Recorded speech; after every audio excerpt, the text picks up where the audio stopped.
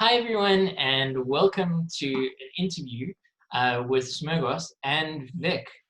Vic is a great guy. I'm not going to explain more. I'm going to let him talk about it and explain what he does because I don't want to steal his thunder because he might give me an even crazier workout than he did today. So over to you, Vic. Thank you for the opportunity, Nick. I really appreciate it. Well, it started off when I decided a few years ago that I needed to lose some weight because I was I couldn't cope with my activities of daily living anymore, purely because I was overweight and I didn't have the strength to actually accomplish things that I was used to do. So I started to do CrossFit. And the reason why I started to do CrossFit was I had a very long wheelchair rugby career as a player, and because I wasn't going to play competitively anymore.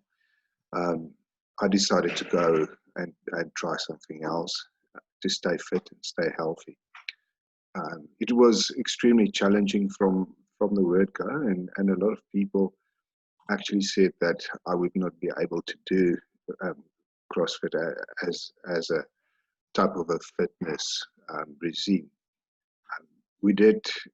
I found a very good coach who was open-minded in his approach, and he helped me a lot to do different things.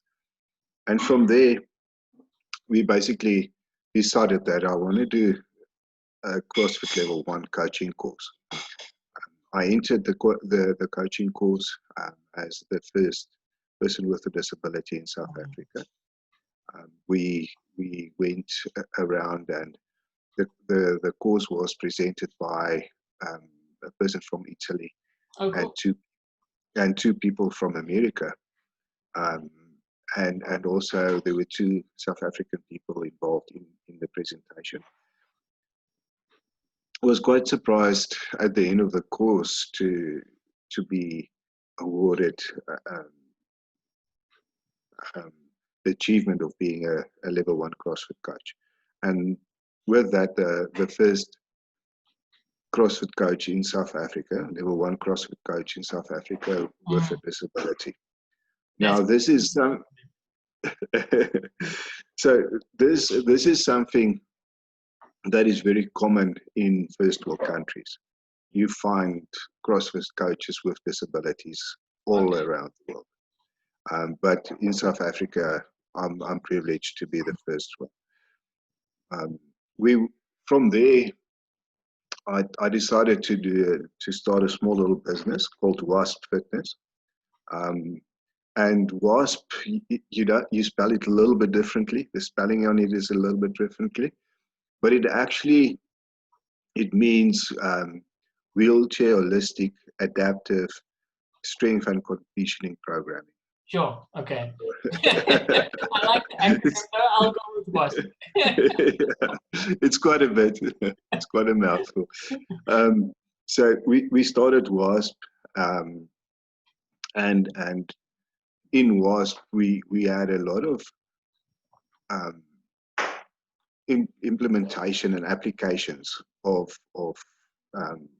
CrossFit itself. Although we're not allowed to call what I'm doing at the moment, I'm not allowed to call it CrossFit.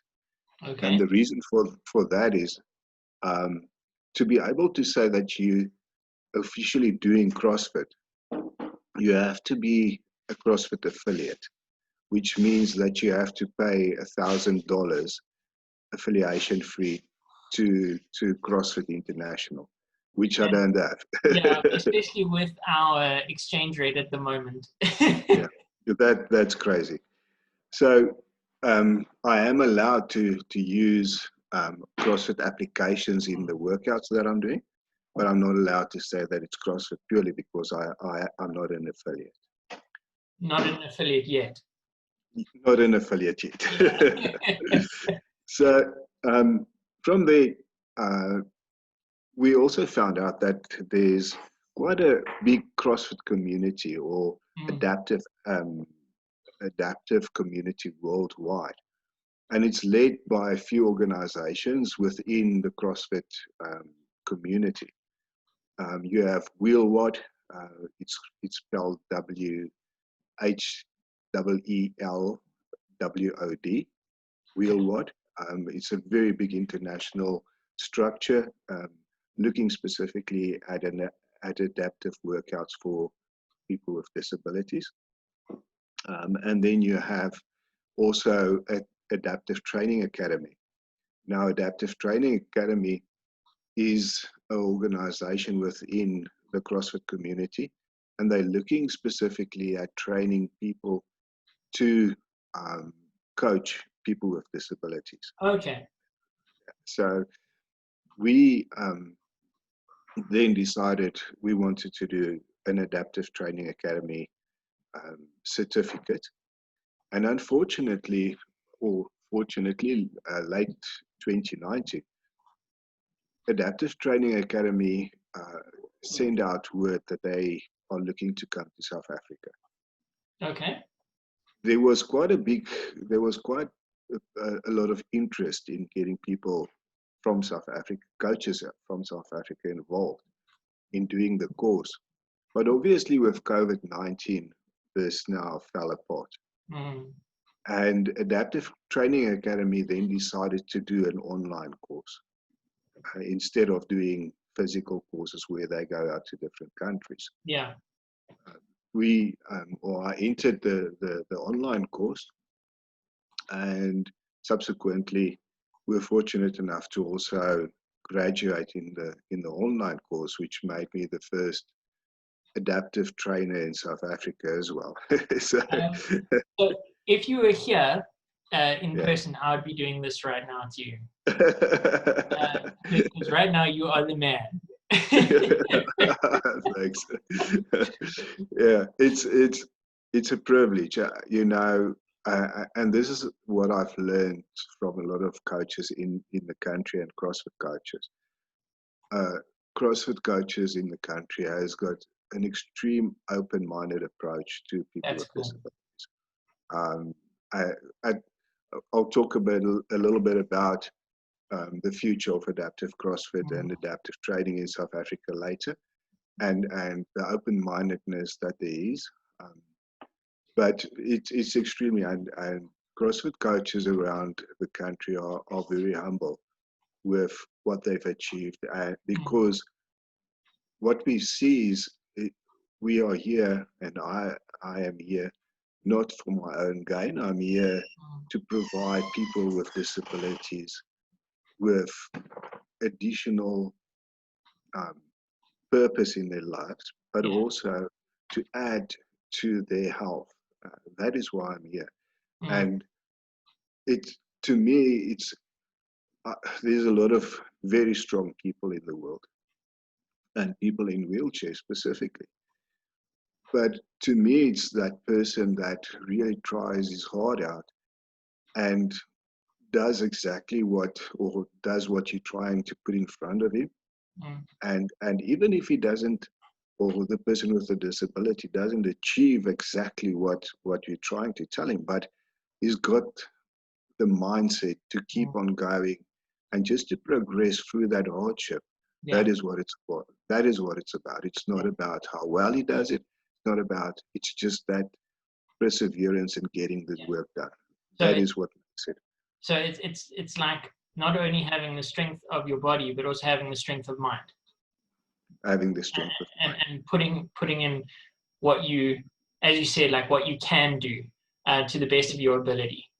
Like with the workout that we were doing today, I had to make a few adaptations to the routine so that I could do it, and I did it to the best of my ability. But Nikki was doing it at the same time, and she was doing it a slightly different way to the best of her ability. For sure. So I definitely understand what you're saying. Yeah, it's to me it was difficult in providing you with programming, because I think we've met personally once. Yeah. And I've got no real idea what your disability entitles, what's your limitations in your disability. So it's extremely, it's hard to provide you with correct programming in that way. Yeah. But for you to adapt the workout to suit your needs is exactly what we want to see. Yeah. You Luckily, know, I've been going to physio for like probably about 25 years. So, you know, I know my body quite well, and I know through the exercises that I've done with the physio, like what my body can do and what my body can't do. So that's what I kind of applied here. But yeah. And that's the feedback that I'm looking for when we're looking at programming online or programming via a media such as WhatsApp. We're looking for feedback where people are telling us, this isn't working for me, this is working for me. Because then I never want to put all my emphasis on what you are not capable of doing. I'd rather work with what you can do, and from there we'll develop strength to overcome possibly what some of the things that you cannot do. Yeah. But the first focus is on your ability itself and how we can strengthen your ability. Yeah. So what are you working on? I mean, you kind of touched on it now, trying to express or expose more people with disabilities to workouts, and you running that through W.H.A.S.P. I mean, and that's how we got ours. But what else? What are you working on now? What is Vic's current project or goal or thing that you're working on? I've been working on quite a few things for 2020. Okay. And one of the major things is I'm seeing a few clients, obviously, that I've got personal training with. And these clients vary from a person with very, very severe disability that can hardly talk to able-bodied people that I'm training. That's cool. So that's the variant of what we're doing.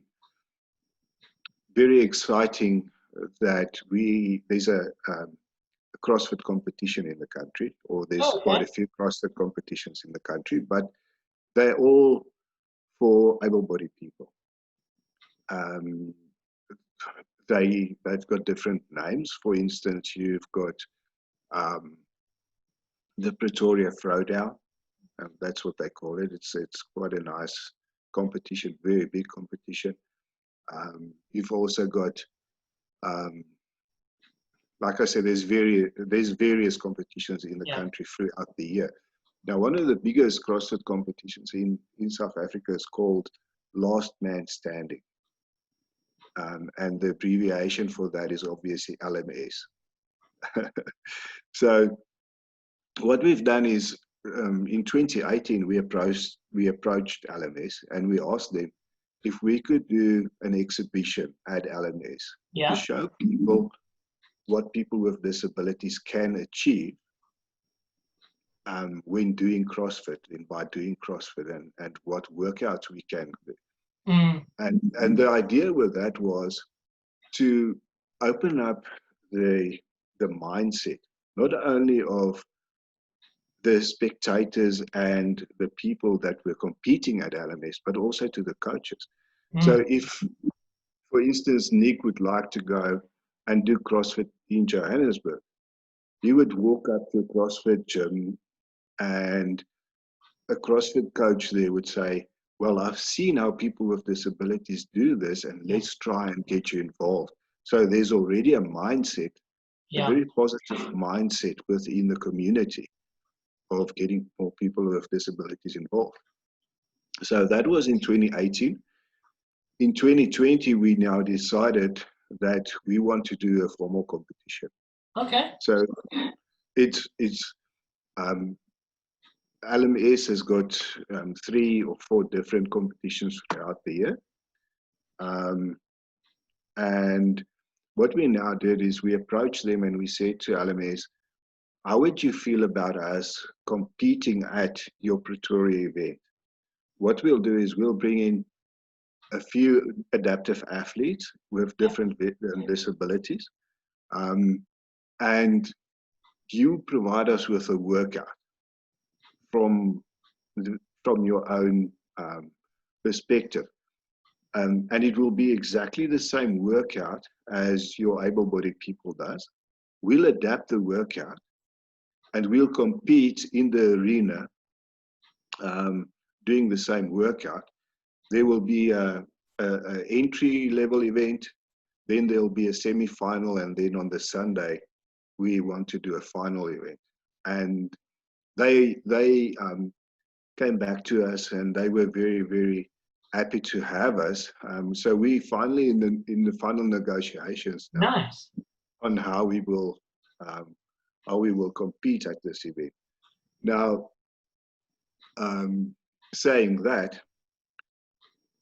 the previous time in 2018, when we did the event, we had possibly, I would say, about 3,000 spectators making such a noise when we were doing this. They were all over the place. They just enjoyed it so much.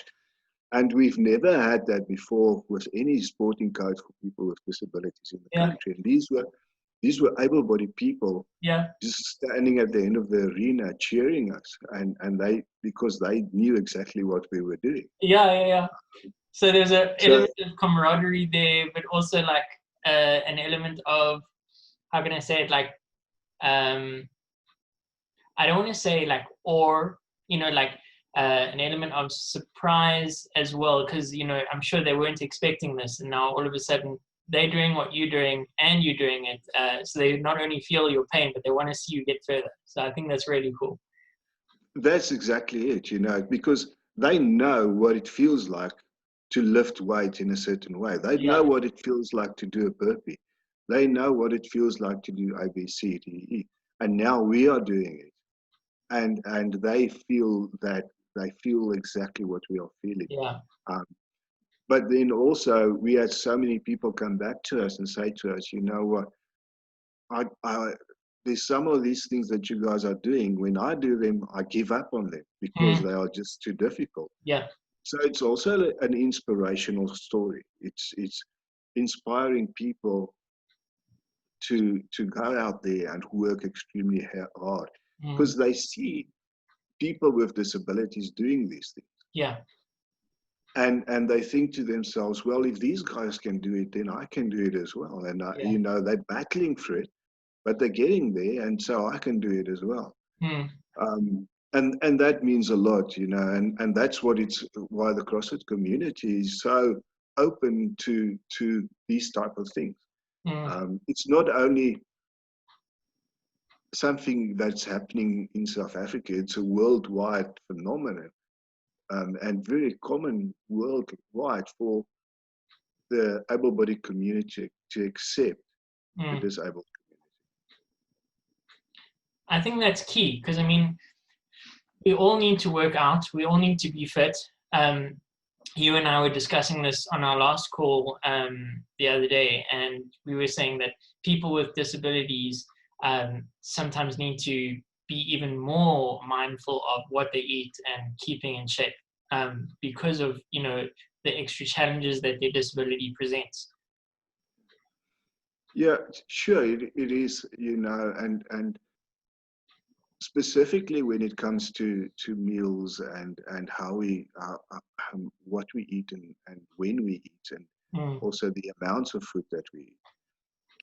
So many people with disabilities are sedentary, which means that you don't really need the amount of food that an able-bodied person, for instance, would need. Besides the fact that many people with disabilities are sedentary, it's also very well known that if you have limitations such as your you don't have proper function in your lower extremities. Mm-hmm.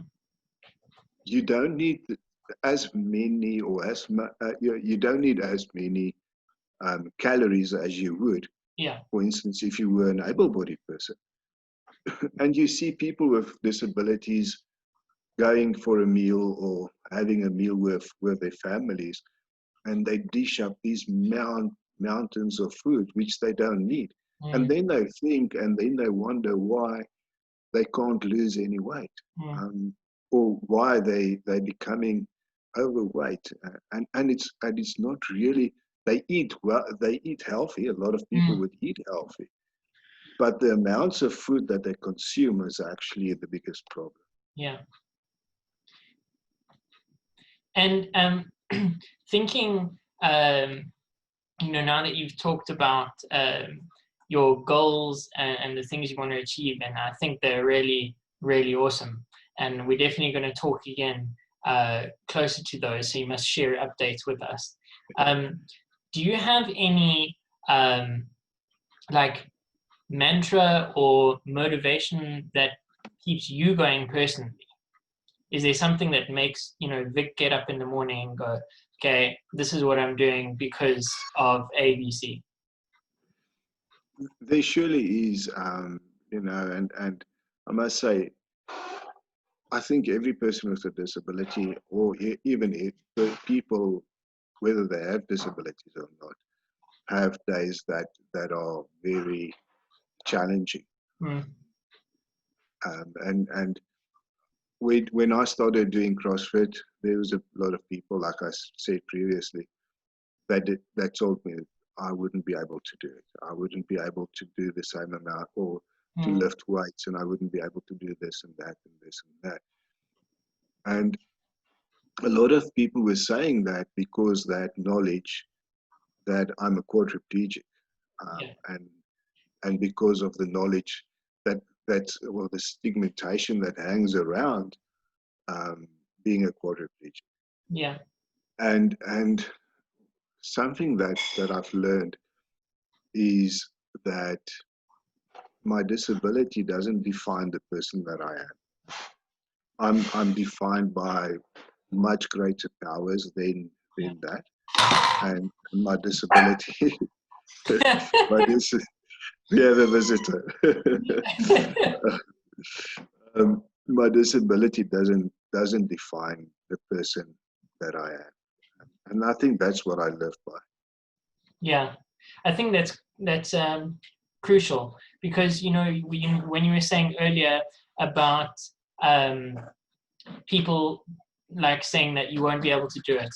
As a person with a disability myself, I've experienced that numerous times. And I know a lot of my friends that also have disabilities have gone through the same thing. And, that's going to happen. People will put you in a box based on what their personal experience is. And the important thing is for you to step outside of those frames and step outside of those boundaries and push them yourself. So I think that's really, really cool. Yeah, sure. And now I know that I've got my workout for tomorrow. You've sent it to me already. And my legs were shaking after my first workout. Guys, for those of you watching this now, it was day one today. It was legs, a bit of back and arms. Arms are okay. My legs are not so okay. and Nikki and I are both scared of day two. We've written it up on my other board in the study on the other side. But we will persevere. We are taking pictures of our daily list as well to keep track of what we've done. And I just want to thank you, Vic, for this opportunity to help me become fit during COVID. And also giving Nikki and I something to do together because we encouraged each other. We had music playing and we were like, go, go, go, you can do this kind of thing. And we'll persevere. But thank you so much for that. And also thank you so much for this opportunity to chat. It's awesome, man. And I have to thank you guys, for inviting me and also for taking part. I think if I achieve one thing in this time with you guys is that you start to consider the health aspect of your lives. That is the biggest achievement that I can. That's awesome. We need all to consider that. And if people want to, you know, follow you or find out more about this, you know, join the movement, how would they go about that? I've got a nice Instagram page, which is W.H.A.S.P Fitness. Okay. I've invited you to join, or I'm following you as well on W.H.A.S.P Fitness. Good. And I'm also following Smurgos and also Nicolene. So people can find me on W.H.A.S.P Fitness. And if you want, you're welcome to provide my cell phone number to people that are interested. Okay, great. And then they can contact me directly on my cell phone as well. Yeah, we'll include that in the details under the video when you post it. Awesome. Well, it's been awesome chatting to you, Vic. And I know, like I said, this is not going to be it for a while. We're going to chat again soon when we get the next update. And I hope you have a great evening, and chat to you soon. Thanks, guys, and thank you for the opportunity. It was Cool. awesome. Cheers, Vic. Cheers.